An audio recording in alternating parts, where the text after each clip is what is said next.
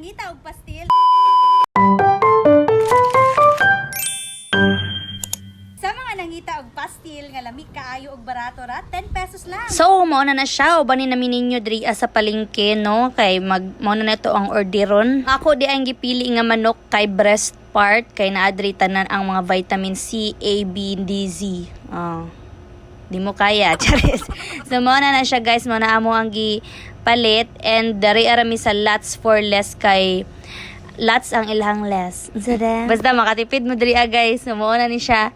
Bali, kani ako ang mangon, nag-video ni siya. Kaya anak ko, video ko ba kay para makakwarta na ta diri kay pila na ko katuig sige og video way likes. So, mauna to siya.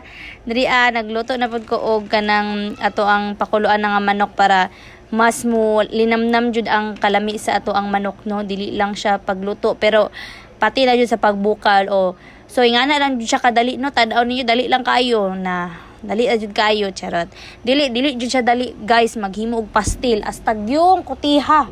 Magkuha pa kag dahon except lang kung mapalit kag dahon sa palengke pero sa sunod na kay wala patay pang kuan ana, no? Wa patay budget ana, so diri nagkuha na akong kuya og saging sa ilang sagingan, no?